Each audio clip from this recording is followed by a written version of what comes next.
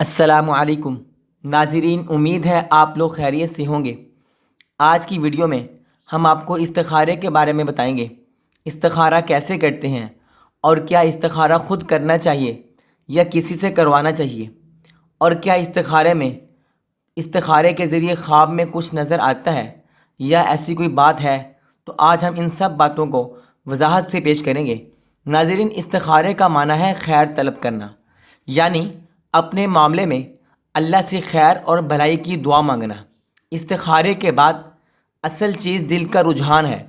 اس میں خواب کا نظر آنا ضروری نہیں ہے۔ بعض لوگ یہ کہتے ہیں کہ استخارے میں کوئی خواب آئے گا تو پھر یہ چیز نظر آئے گی تو ایسے ہو جائے گا، اگر یہ آئے گی تو ایسے ہو جائے گا۔ حالانکہ خواب میں کسی چیز کا نظر آنا ضروری نہیں ہے، جس طرف دل مائل ہو اسی میں خیر سمجھنا چاہیے۔ حضور صلی اللہ علیہ وسلم نے حضرت انس رضی اللہ تعالیٰ عنہ سے ارشاد فرمایا، اے انس، جب تم کسی کام کا ارادہ کرو تو اس کے بارے میں 7 مرتبہ استخارہ کرو اپنے رب سے، اور پھر کرو وہ جو تمہارے دل کا میلان ہو، جس طرف تمہارا دل مائل ہو، کیونکہ اسی میں خیر ہوتی ہے، اللہ تعالیٰ اسی میں خیر ڈال دیتے ہیں۔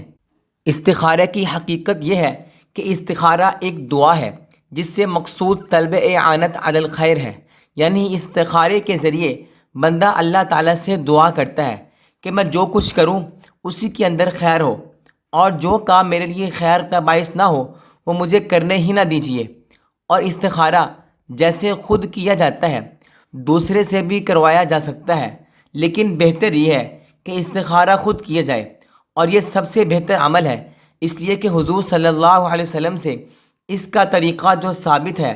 اس میں خود استخارہ کرنے کا ذکر ہے۔ آپ علیہ السلام نے خود استخارہ کرنے کی تلقین فرمائی ہے، اس لیے بہتر یہ ہے جس کو بھی کوئی کام شروع کرنا ہو تو اللہ تعالیٰ سے مشورہ کرے، استخارہ کرے، لیکن استخارہ خود کرے۔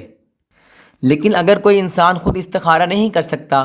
تو وہ استخارہ کسی سے کروا بھی سکتا ہے، کسی اللہ والے سے۔ اور استخارہ کا جو انتخاب ہے کوئی اللہ کا ولی ہونا چاہیے، کوئی نیک انسان ہونا چاہیے۔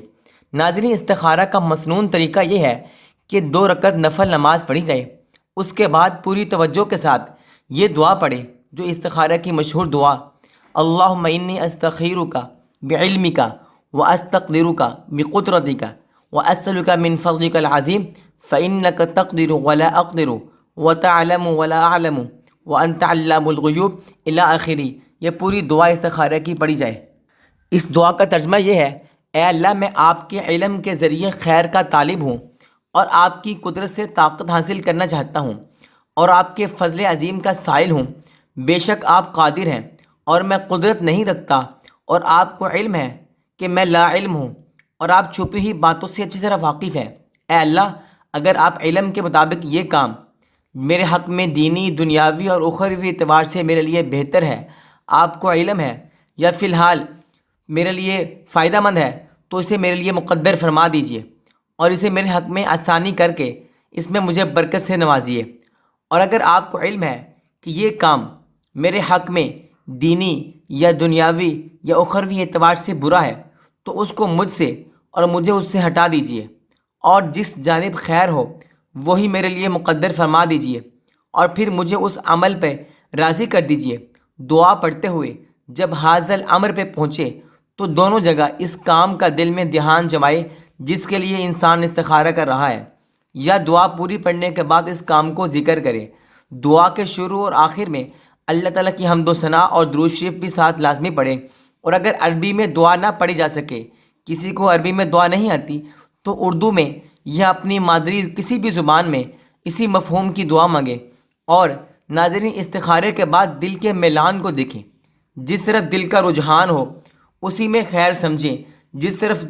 آپ کا دل مائل ہو رہا ہے، اگر اس کام کو کرنے کا دل کر رہا ہے آپ اس کام کو کر لیجئے، اور اگر آپ کا دل یہ کہہ رہا ہے کہ یہ کام ٹھیک نہیں ہے تو آپ اس کام کو نہ کیجیے۔ واضح رہے، استخارہ کی وجہ سے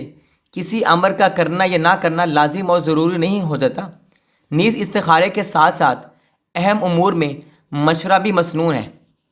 ناظرین، بعض لوگ کہتے ہیں کہ استخارے کے لیے سونا ضروری ہے، انسان سوئے گا تو خواب میں کچھ نظر آئے گا۔ حالانکہ استخارے کے لیے سونا بھی ضروری نہیں ہے، کچھ نہیں ہے، بس استخارہ کی 2 نفل پڑھنے ہیں، استخارہ کی دعا پڑھنی ہے، اس کے بعد اگر آپ کا دل،